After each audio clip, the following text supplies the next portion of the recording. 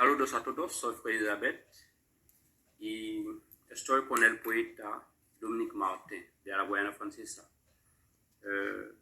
Estamos en el marco de la Feria Virtual del Libro de Francia.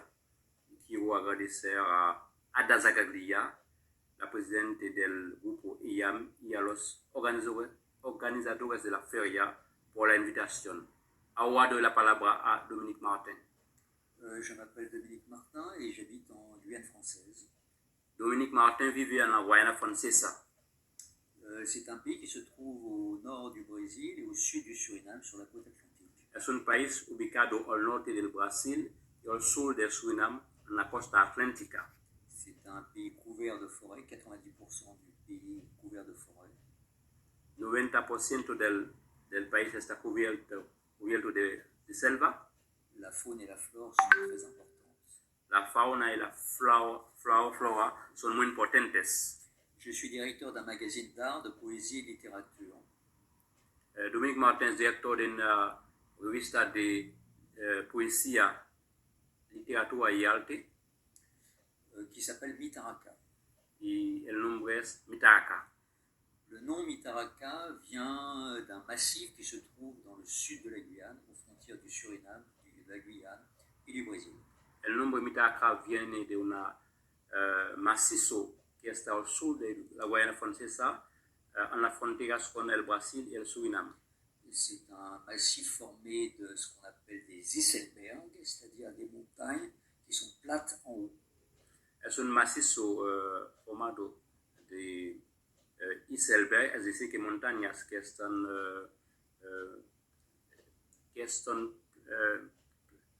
planas encima. Et qui domine la forêt. Y que están encima de la selva. C'est un des lieux, on peut dire, géopoétiques. Es un lugar geopoético. J'ai publié 4 recueils et des nouvelles chez des éditeurs. He publicado cuatro poemarios y historias cortas en editores. Et je suis présent dans une anthologie de la poésie guyanaise, qui est une référence pour la poésie en Guyane. Y he participé en una antología de la poesía guyanesa, que es una referencia en lo que se refiere a la poesía en la Guayana Francesa. Je fais partie également d'une anthologie sud-américaine. También he participado en antologías de América del Sur. Et je vais maintenant vous lire un poème qui se trouve dans cette anthologie. Voy a leer ahora un poema que está en esta antología. L'impensable origine. Là-bas, tout près, l'embrun bleuté du ciel voile de lumière le regard argenté de Lucie. Au-delà du temps, l'aube dessine ses lèvres humides comme un baiser. Ses pas mènent au monde, errance divine. Elle est échant, elle devient l'apparition, un souffle, un son, Lucie. L'Afrique, Afrique, Afrique, comme un mantra impalpable, un alléluia de chair ou la pulsation céleste d'un tambour. La nuit, nous l'étreignons. Nous étreignons nos rêves.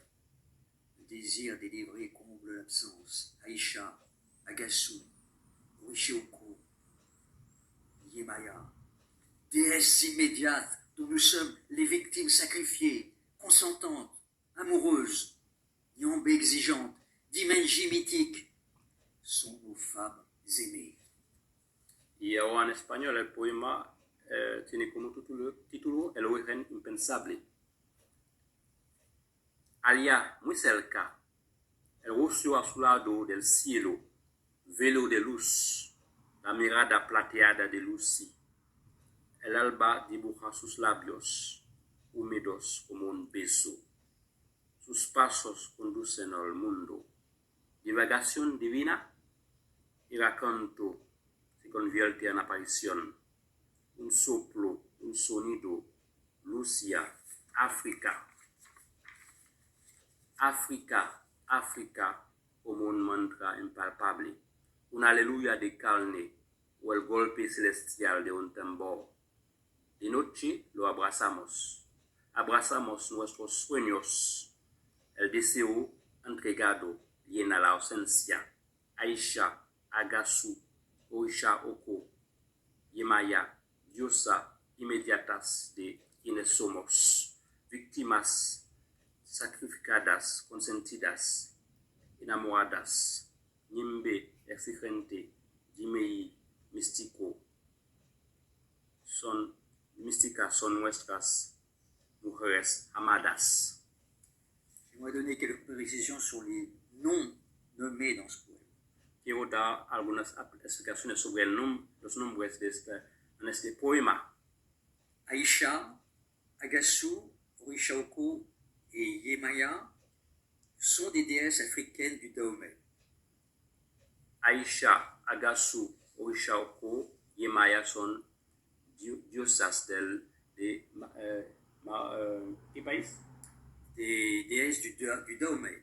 De diosas de Dahomey, del país africano de Dahomey. Orishaoko est une divinité de la fécondité.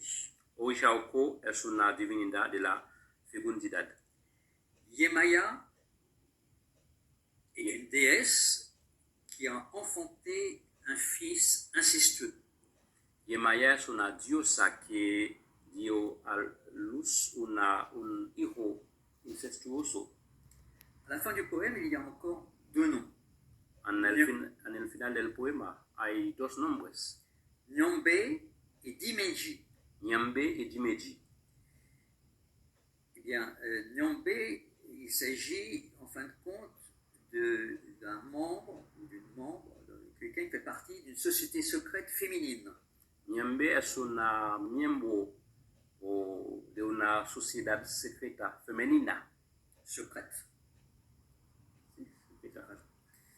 Et Et Dimanji, eh bien, c'est une divinité du panthéon Dahomey. Dimenji es una divinidad del panteón de Dahomey. Sí. C'est une femme qui est symbolisée en général au Dahomey par une paire de fesses. Es una mujer que está, cuyo símbolo en el Dahomey con una par de nalgas. Ce poème est un hymne à la femme. Este poema es un himno a la mujer. Et également à l'Afrique. Y también a África. Qui est le berceau de notre humanité. Que es donde nació nuestra humanidad. Voilà un petit peu le thème général de ce poème. Y aquí es el tema general de este poema. Je peux dire quelques mots sur l'anthologie. Sí, puedes, sí. Él iba a decir unas palabras sobre la antología. C'est une anthologie qui rassemble à peu près 200 poètes. Es una antología con 200 poetas. Qui va depuis le XVIIIe siècle jusqu'au XXIe siècle. Y va desde el siglo XVIII hasta el siglo XXI. Sí. C'est très complet. Es muy completo. C'est un ouvrage de référence. Es un livre de référence qui a été écrit par un professeur d'université. Qui fue escrito por un profesor de universidad. René Nalega. René Nalega. Qui est un professeur qui se trouve en Côte d'Ivoire. Es un profesor que está en la Costa de Marfil. Sí. Mais qui a enseigné ici en Guyane, à l'université de la Guyane. Que fue profesor aquí en la Universidad de la Guayana Francesa. Il a enseigné, en fin de compte, la poésie, c'était sa matière qu'il enseignait. Fue profesor de poesía. En ce qui me concerne, la poésie, c'est ma vie. Para mí, la poesía es mi vida. Je suis poète 24 heures sur 24. Soy poeta todo el día. Pour moi, la poésie peut se résumer en 3 mots. Para mí, la poesía puede resumirse en 3 palabras. L'amour, el amor, la liberté, la libertad, la beauté. La belleza. Voilà ce que je peux dire sur cela.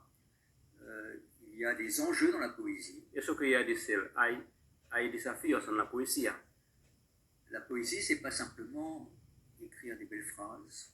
La poesía no es solo escribir palabras lindas. Il frases lindas ou faire des beaux vers. o hacer versos lindos. C'est une façon d'être devant la vie, Es una manera de ser ante la vida, de souffrance ou de grâce. de sufrimiento o de gracia. La poésie engage. La poesía es una manera de actuar en el mundo, Même si elle n'est pas engagée elle-même. aunque no en el inicio. ¿Qué puedes decir por elle n'est pas engagée? C'est-à-dire qu'elle n'est pas, si elle n'est pas ouvertement engagée pour une cause.